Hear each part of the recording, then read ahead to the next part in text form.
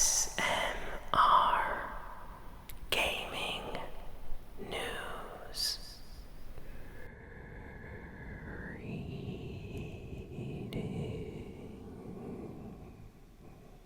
Greetings, everyone, and welcome to ASMR Gaming News. Please hit that like button, sit back, relax, and let's begin. So we got a lot of interesting news, I would say, this week. So prepare for some very, I would say, peculiar gaming news. So first piece of news is about Fall Guys. Yes, Fall Guys just got an update. It's kind of like an in-between season update, but it's a pretty big one. Lots of changes, new things added, including the ability to create custom games.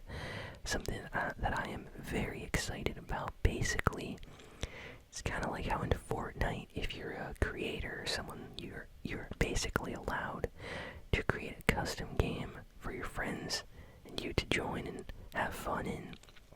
So they kind of did the same thing to Fall Guys, where you can get a full lobby of your friends all playing together in Fall Guys with no randoms.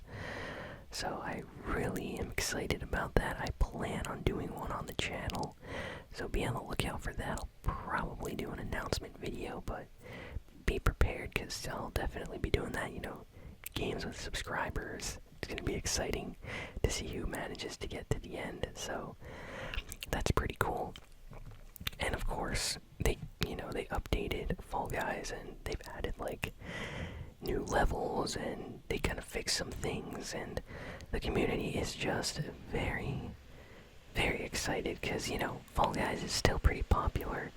Even though a lot of people say the game is dead or dying and stuff like that, it's not the case. Also, my computer fan is going crazy right now. I have no idea why.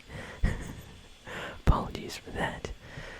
But additionally, besides all this good news about the Fall Guys and the in-between half-season update, something kind of bad came out in the update. And no, it is not a extremely difficult level or something like that. No, the developers accidentally leaked the source code inside the update files of this new Fall Guys update. And for those that don't know, a game's source code is probably the most precious and most need to be protected thing ever. This is basically what developers always try to safeguard behind a lot of security. This is something they don't want out there, because what the source code does is basically give anyone the ability to modify anything in the game with the source code. So basically it got leaked, people noticed, they copied it, they saved it, and of course some very nice people told the developers about it, and they quickly, updated the game with a patch to kind of remove that. But it was already seen, it's on the internet, so now it makes it very, very easy for modders to basically do whatever they want in Fall Guys. Like, I'm talking, if they wanted to make all the characters in the game Sonic the Hedgehog or Thomas the Tank Engine, they can do that. If they wanted to make Fall Guys just Shrek themed or something like that, they could definitely do that if they had the skills. So the source code is out there, and I'm kind of curious to see what exactly is going to happen with this, because I do feel bad for the developers. But it's not every day that a game's source code is just put out there on the internet. Usually it takes a long time for people to actually crack into the game's files, or magically discover the source code years later. So this is a very bizarre situation that doesn't really happen that often. I'm sure someone in the office, one of the developers got in serious trouble for that, so I hope they're okay. Next, Katy singer. She is basically the star of a new official Pokemon music video. So yeah, Pokemon Company teamed up with Katy Perry for a music video called Electric. And it's basically to celebrate the anniversary of Pokemon. I guess they got Katy Perry because this year is a big year for Pokemon, and it's okay. Like, honestly, I wasn't expecting that much. But in the music video, we get to see Pikachu and a younger version of Katy Perry with Pichu. So I thought that was kind of cute. Like, kind of shows her that she's older. She has Pikachu. When she was younger, she had Pichu. So kind of nice to see Pokemon evolved or grew alongside her. The song's, pretty catchy pop song. Nothing too crazy or special. But it was pretty good, so a lot of Pokemon fans checking that out this week. If you like Pokemon or Katy Perry, definitely check out the new video. It's on YouTube. Pretty sure Pokemon might use this Katy Perry song for future advertising or something. They probably have some kind of contract with Katy Perry for that, so yeah, who knows, maybe even the next Pokemon game might have that as like an opening or ending song during the credits, who knows. Let's see, what else do we got here? So, good news for PlayStation 5 fans. Sony just announced 2 different color controllers this week. So, we already have the standard white controller that they released with the PlayStation 5. And now they announced Cosmic Red and Midnight Black. And I gotta say, the Midnight Black one looks so good. I actually kind of wish the PlayStation 5 came in that color, because I would have bought the Midnight Black over the white PS5 that I got. Like, it looks nice, super sleek and like stylish. I love it, especially with like the blue LED on it. And the Cosmic Red controller, not bad either. So I think the next time I pick up a PS5 controller, if I need one, I'm probably gonna go for that Midnight Black one, because it looks really nice. So yeah, if you're in need of a new PS5 controller, check out the trailer. It's on the official Sony YouTube channel. And yeah, wow. Speaking of PS5, by the way, Sony came out and said that they're having a little bit of difficulty restocking them on shelves around the world. So expect like a lot of delays still, because there's a lot of problems with supply and demand right now with the PS5. So yeah, eventually, this is not going to be an issue, but right now it's a big problem, especially in the UK. Apparently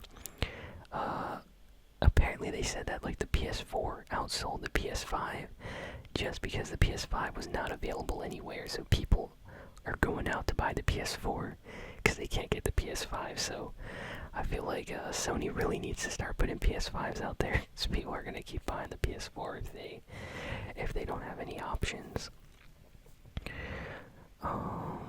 Let's see, what else do we got here? Good news about PlayStation 5 players, though. So the lucky people that managed to get a PlayStation 5, information about them just came out that PlayStation 5 users are playing more video games and buying more video games than early PlayStation 4 players did. So back when the PS4 launched, apparently not that many people were playing games or buying games. But right now with the PS5, apparently like a lot of the people that bought a PS5 are playing it and buying a lot of games. So that already shows you PS5 is going to be big if like the early people are spending a lot of time with it compared to the PS4 people. That just shows you just how awesome it is to play on PS5. So I can't wait for PS5s to be on shelves for everyone to get, because I know people are going to like the system. I really love mine. Super fast and quiet. It's so good. Good news for Sega fans this week. If you're a fan of old Sega games, like the ones on the Genesis or maybe Dreamcast, well, apparently Sega is exploring options to bring back old franchises that they own. Now, they had an investors meeting, shareholders meeting, and they mentioned that they have future plans to revive old IPs or port them to modern systems, because a lot of these older Sega games were popular and then they stopped doing things with them, including Jet Set Radio, which is one of my favorites, Crazy Taxi being another. And basically Sega's like, we have these games, we're not doing anything with them, we need to start pushing them, because we own them and they're still kind of popular. So I'm very excited. Hopefully we see some kind of remake or sequel to some of these games. Imagine a new Crazy Taxi for PlayStation 5 and Xbox Series X. That would be amazing if Sega did that, or if they made a brand new Jet Set Radio game or something like that. So nothing's been announced or confirmed yet, but it seems like they are open to the option of doing that. So that's all I need. I'm just happy that they're considering it. Next, good news for Donkey Kong fans. So if you're a fan of Donkey Kong, it seems like Nintendo is working on a new Donkey Kong game, and it is being developed by the Super Mario Odyssey team. So this is very, very, very interesting. This is a rumor that came out, by the way, so it's not official, just rumored. So Super Mario Odyssey is probably the biggest new 3D Mario game that came out on the Nintendo Switch a couple years ago. Fantastic game. It was the latest, 3D Mario game. It was not a 2D Mario game. Now, the last few Donkey Kong games have been 2D or 2.5D. The last, actual 3D Donkey Kong game we got was, Donkey Kong on the Nintendo 64.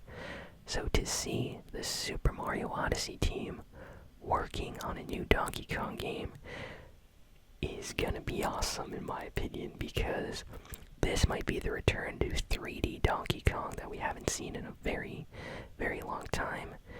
The developers for Super Mario Odyssey did a great job at Nintendo making that game. So imagine them, but with Donkey Kong, and I'm already getting super excited. So apparently they're working on this. It's being developed right now. So we might see some kind of announcement in the future. So can't wait for that. Let me know in the comments if you're happy too. Next we got some very interesting, funny information about the Epic Games and Apple lawsuit trial. So for those that don't know, Epic Games and Apple are in a big lawsuit, court case trial right now regarding Fortnite being removed from the Apple App Store. And according to this information that I got, Fortnite's Peely, yes, Peely, the banana skin, was an extremely important part of this court case trial. So much that they actually had a photo of Peely up and Agent Peely. And there was this whole discussion about this, and it almost made me laugh that they had to bring up Peely in a court case. But it was kind of a weird interaction. Basically, I think Epic Games was trying to make a point with Apple in this court case, that something about how Peely is not wearing any clothes and that he's a fictional character, and if Apple feels that a fictional character like Peely needs to be clothed or not, and then joking that Agent Peely is Peely with clothes and how that's more proper for a court or something like that. But it came off as really weird because, this is a court of law with judges and a lot of people that don't even know who Peely is. Apologies for the computer again. But yeah, that's basically what happened. So, kind of a weird situation. There's a lot of weird stuff coming out between the Epic Games and Apple lawsuit trial. Even some things that basically they're both trying to make the other seem really, really bad, and in the end the judge is gonna have to decide. So yeah, they're bringing their best lawyers and they're slinging stuff back and forth at each other. So this banana Peely skin being involved, and they had a picture of like Peely, kind of like censored, because they were like, oh, he's a naked banana. Wouldn't want Apple to get like the wrong idea about him or the court. So here's Agent Peely. We think he fits better or something like that. It was kind of a weird thing to do. Like, I don't think any company has ever done something like that before. It was just so random, but I respect it. Epic Games. That was a good one, actually, so it made me laugh. I liked it. Hopefully the judge thought the same. And next, Disney and Dotemu are releasing classic LucasArts games on the Nintendo Switch eShop next month. So this is kind of important because there's this video game called Zombies Ate My Neighbors that came out a very, very long time ago, almost like 30 years ago, on like the Super Nintendo, and it was a pretty good game, very difficult but kind of awesome. And there's like a bunch of other games that they've released over the years that have never really been like released ever again.